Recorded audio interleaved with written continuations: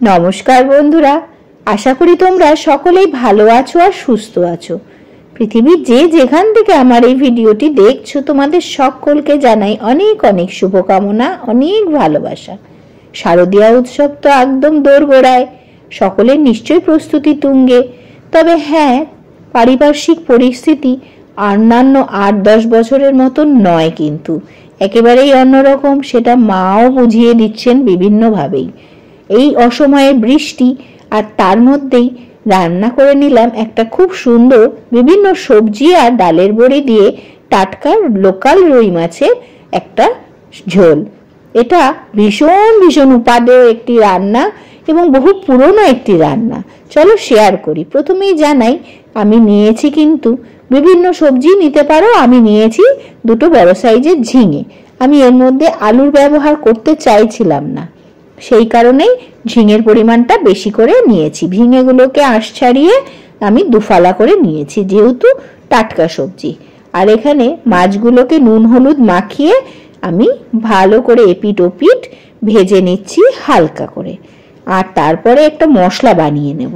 1 চামচ ধনের গুঁড়ো, 1 চামচ জিরের গুঁড়ো, 1 চামচ হলুদ আর একটু লবণ। এটাকে আমি একটু গরম জল দিয়ে ভেজিয়ে রেখে দিলাম, আর বাকি মাছগুলো ভেজে তুলে নিলাম। এখন বাকি তেলেই আমি বেশ খানিকটা ভাজা কলাই ডালের বড়ি ভেজে নিচ্ছি। এটা না ভাজলেও কিন্তু ভালোই হয় মাছের ঝোল, কিন্তু আমি একটু ভেজে নিলাম। আর যেহেতু বড়ি, সেই জন্য বাকি পুরো তেলটাই দেখো টেনে নিল। এবার বড়িগুলোকে আস্তে করে তুলে রাখবো। আর কড়াইতে আবার 2 চামচের মতন সর্ষের তেল দিয়ে দিলাম। এবার এর মধ্যে আমি দিয়ে দিচ্ছি ফোড়নের জন্য শুকনো লঙ্কা, আর দিলাম কি বলতো, এটা কালো জিরে, আর এটা রাঁধুনি। রাঁধুনি আর কালো জিরের কম্বিনেশন দুর্দান্ত হয়। এই জিনিস দিয়ে তোমরা ফোড়ন দেবে, আর এই ফোড়নের জন্যই এই মাছের ঝোলটা অমৃত সমান স্বাদ হয়। এরপরে আমি দিয়ে দিলাম কেটে রাখা ঝিঙেগুলো, এবং ঝিঙেতে বেশ জল বেরোয়, সেই জন্য আমি খুব সামান্য একটুখানি লবণ দিয়েছি। আর এখন ভালো করে এটাকে নাড়াচাড়া করব ধিমে আঁচে, যতক্ষণ না ঝিঙেটার থেকে জল প্রায় বেরিয়ে শুকিয়ে যায়। আর এইভাবেই বেশ খানিকক্ষণ রান্না করতে করতেই তোমাদেরকে একটা কথা বলি, যখন তোমাদের হাতে সময় কম থাকবে তখন চটজলদি বিভিন্ন সবজি এইভাবে দিয়ে দেবে। এখন কিন্তু আমি ঝোল যে মশলাটা করে রেখেছিলাম সেটা দিয়ে দিলাম রান্নাটার মধ্যে। এবার ওই মশলাটা আর তার সাথে দিয়ে দিলাম মাছের একটা পেটে পটকা ছিল, সেটাকে আমি ভাজবো না, কারণ না ফুটে যাবে গায়ে, সেটাও দিয়ে দিলাম। এই মশলা সাতলানোর সাথে সাথে ওটাও সাতলে যাবে। মশলা আমার প্রায় সাতলানো হয়ে এসছে, ওই জন্য এখন দিয়ে দিলাম গোটা কয়েকটা কাঁচা লঙ্কা। এই রান্নাতে আমি কাঁচা লঙ্কার ব্যবহারই বেশিরভাগ দিন করে থাকি।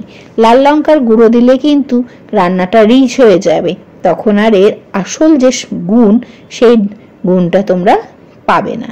আর লঙ্কার গুঁড়ো যত কম খাওয়া যায় ততই ভালো। দেখতে সুন্দর লাগলেও সেটা কিন্তু শরীরের জন্য খুব একটা উপকারী না। হ্যাঁ, লঙ্কাটা যদি বেটে খেতে পারো তাহলে ঠিক আছে। এখন তো আমরা পাটা পুতা সেগুলো সব ভুলেই গেছি, প্রায় মিক্সিতেই বেশিরভাগ করে নিই। আমি অবশ্য ধনে আর জিরের গুঁড়ো একবারে বেটে রেখে দিই মিক্সি মেশিনে, সেটাই আমার প্রায় 1 সপ্তাহ বা 2 সপ্তাহ চলে যায়। এখন ঝোল দিয়ে দিয়েছিলাম গরম জল, আর সেই ঝোলটা ফুটে ওঠার পর এক এক করে ভেজে রাখা মাছগুলো আস্তে আস্তে দিয়ে দিলাম। এবার ঝোলটা দেখো বেশ খানিকক্ষণ ধরে ফুটে উঠেছে, আর তারপরে শেষে দিয়ে দিলাম ধনে পাতা। এটা দিলে তো রান্নায় আরো সুন্দর স্বাদ চলে আসবে। আর ডালের বড়িও লাস্টে দিয়ে ঝোলটাতে আমি অফ করে দিলাম। আর দেখতে কিন্তু মাছের ঝোলটা এরকম হয়েছিল, খেতে তো দুর্দান্ত হয়, তার সাথে তার পুষ্টিগুণটাও বজায় থাকে। তোমাদের কেমন লাগলো এই রান্নার ভিডিওটি অবশ্যই কমেন্ট করে জানিও। আর পুজোর আগে পেটটা ঠিক রাখতে গেলে এরকম ধরনের রান্না অবশ্যই একদিন করে খেতে পারো। তাহলে চলো, পুজোর আগের কিছু রান্না তোমাদের সাথে শেয়ার করছি এখন আমি রোজ দিন। সেগুলো ভালো লাগলে লাইক করে দিও, আর আমার চ্যানেলটিকে সাবস্ক্রাইব করে দিও। সকলে ভালো থেকো, সুস্থ থেকো। দেখা হবে আবার নতুন একটি রান্নার ভিডিও নিয়ে তোমাদের সাথে। ততক্ষণের জন্য সাবধানে থেকো।